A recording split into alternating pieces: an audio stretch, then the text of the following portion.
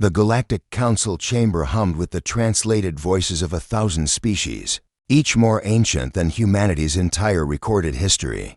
Nia stood at the center of the crystalline floor, her small frame dwarfed by the towering representatives that loomed above her, like living monuments to civilizations that had mastered the stars before Earth had even cooled.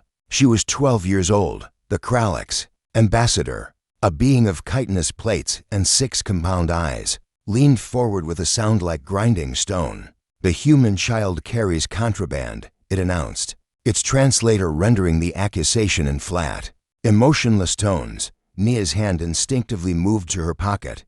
"Display the item," commanded the ethereal arbiter, a creature of pure thought housed in a shimmering containment field that hurt to look at directly. With trembling fingers, Nia withdrew the object. Gasps and hisses echoed through the chamber. Several representatives activated personal shields. The Kralix ambassador recoiled so violently that it knocked over the Delphinian delegate behind it. Nia held up a simple wooden pencil, a piercing implement.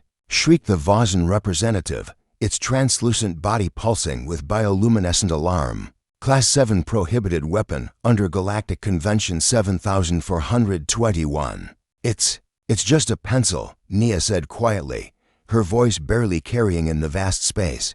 "Just..."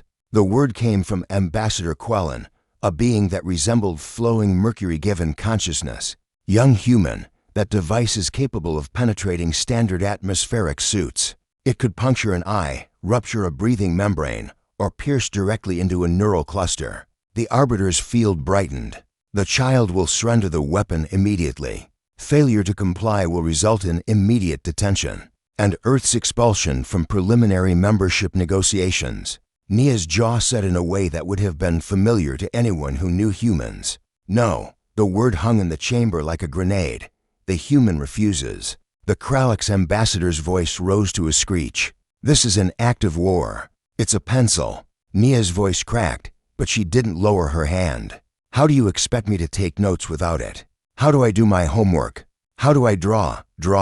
The ethereal arbiter's confusion manifested as a ripple in its containment field. "Explain this draw." Nia looked round the chamber, at the hundreds of species that had banned every conceivable weapon over their millions of years of civilization. Species that had evolved past conflict, past violence, past the need for anything sharp or dangerous.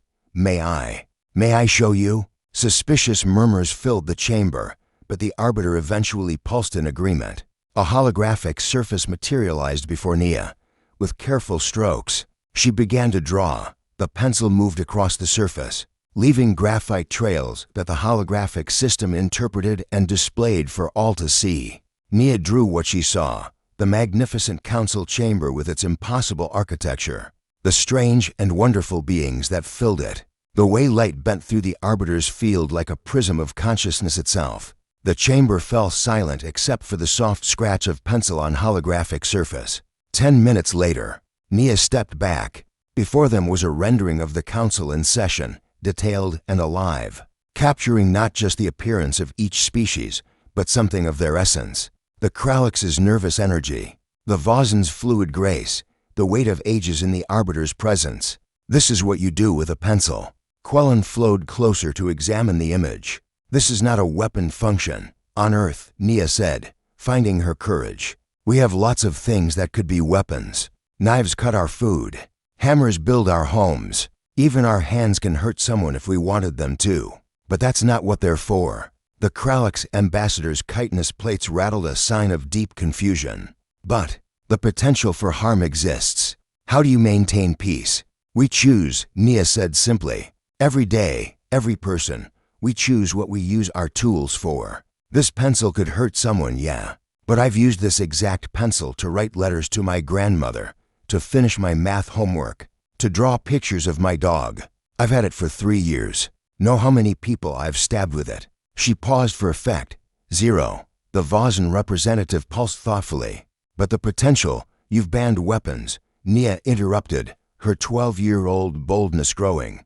"But you've also banned everything that could be a weapon. How do you cook? How do you build? How do you create?" "We have molecular assemblers," the Kralix explained. "Energy matrices, gravitational manipulators, safe tools, Tools that can't hurt anyone, Nia said. But can they make art? Can you use them to write a letter by hand? Can a kid use them to carve their initials in a tree to remember the best day of their summer? The arbiter's field dimmed, then brightened. The human child presents an uncomfortable paradigm. They have not evolved beyond violence, they have chosen to live alongside its potential. Every species here eliminated weapons from their civilization, Quellen observed, its liquid form rippling with what might have been awe or horror. The humans learned to live with them. Nia clutched her pencil. My teacher, Mr. Chen, he says that courage isn't not being scared. It's being scared and doing the right thing anyway. Maybe bravery isn't getting rid of everything dangerous. Maybe it's having dangerous things and choosing, every single day, not to use them that way. The chamber erupted in debate. Some representatives called for immediate human quarantine. Others argued for further study. But Nia noticed something interesting. Several of the ambassadors were looking at her drawing, with something that transcended species-wonder. Finally, the ethereal arbiter spoke. The council will adjourn to consider this matter. However, I propose a temporary resolution. The human child may retain her pencil for the duration of these proceedings. The Kralix ambassador started to protest, but the arbiter continued.